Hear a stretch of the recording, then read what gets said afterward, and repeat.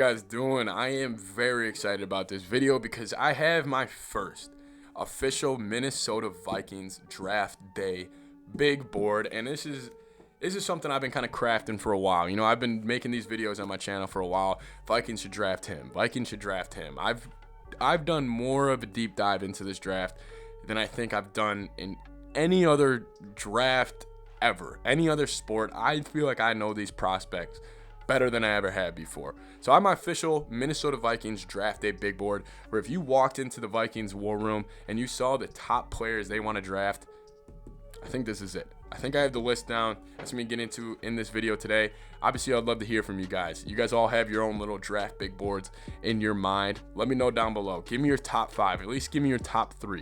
Give me your top 3 players you wish the Vikings would draft. I have 7 for you guys right now in order. That's what we're talking about in this video today. Let's get into it. All right, I'll start off with number 7 and work our way up. Coming in number 7 for me on my big board is Jordan Davis. I just made a video about him recently, the big old nose tackle from the Georgia Bulldogs. Jordan Davis, he's a run stuffer. You guys already know this. He's a big dude.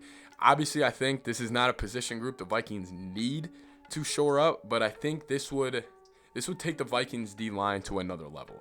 And I think this is a sneakier pick because I don't think Jordan Davis is going to go anywhere near the top 15 picks. I think the Vikings would actually have to take a chance with taking him at 12. But if you could do this, I mean, I'm just imagining on first, second, and third down, just seeing Harrison Phillip, Jordan Davis, Danielle Hunter, Darius Smith. I mean, it really excites me to see that. But Jordan Davis, he's the last one out of my big 7. And then at 6, I got the center from Iowa, Tyler Lindenbaum. And he was, let me tell you something. He was way higher on my list about 2 weeks ago. If you asked me this, if you asked for my big board, I'm not kidding, maybe a week ago, he might have been 2 or 3. But I have him at 6 for me right now. And the main reason being is because of Garrett Bradbury. Garrett Bradbury has me scared straight.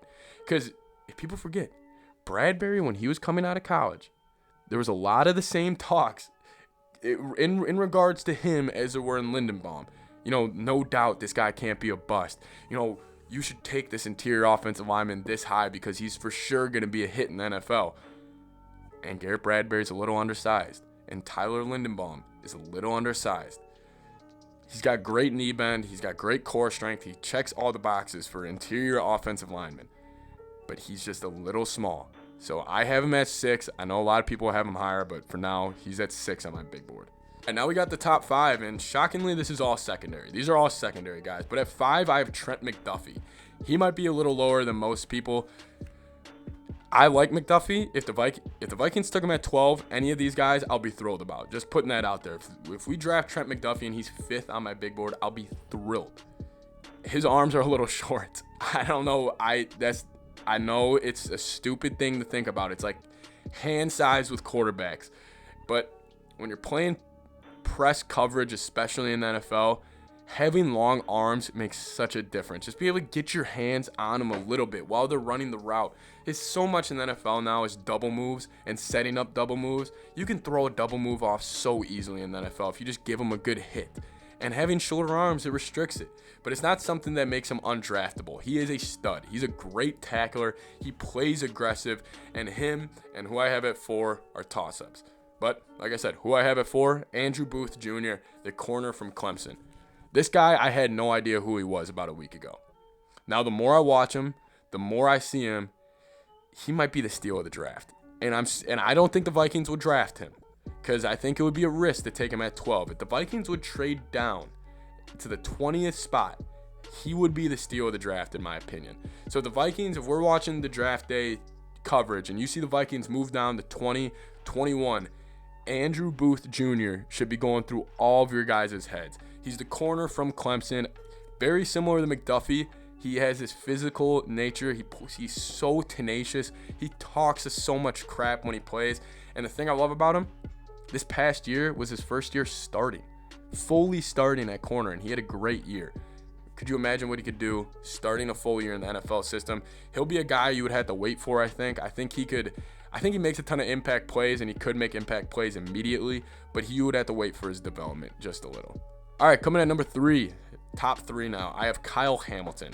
And again, if I had $100 to go gamble away on this NFL draft, I would go put it down that the Vikings will select Kyle Hamilton. I'm fully convinced that this is where it'll go. Kyle Hamilton, rangy safety from Notre Dame. I think the Vikings, I mean, this would be so much fun to watch. Just as a fan, just seeing Kyle Hamilton, Harrison Smith. Kyle Hamilton's realistically the top 5 player in this draft, but he had a bad pro day. He ran a 4.7 40, and people are acting like he can't play football. So I think he could drop to number 12, and if he's there, I want the Vikings to take him. I think you can move Cam Bynum back to corner, Kyle Hamilton, Harrison Smith over top. It'll be absolutely devastating for opposing offenses. All right, now on my top 2, I have the 2 corners who, if they're there, I will be popping this open. And it's Derek Stingley at number 2 and Sauce Gardner at number 1. The reason, I just don't think they'll be there. And maybe that's me being too pessimistic, but I think a lot of teams are gonna go draft a corner this year because you look at the NFL. I mean, all these receivers are getting paid.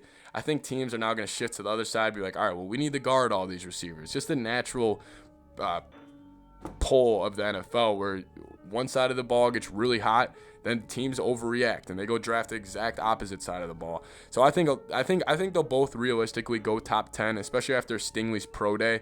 But again, I think these 2, I think they're special. I think these are all pro guys. I think if the Vikings have a chance to trade up, you do it. They can move up to 10 with the Jets and go get Sauce Gardner, or maybe even move up to 5 and go get Sauce Gardner. All credit to you, Quessy. I would be absolutely thrilled with that. Show some aggressiveness.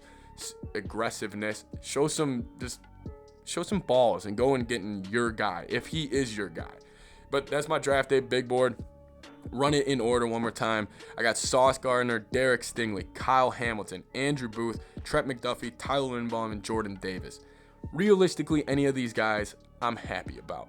But that's my Minnesota Vikings draft day big board. See you guys next time. Skol Vikes.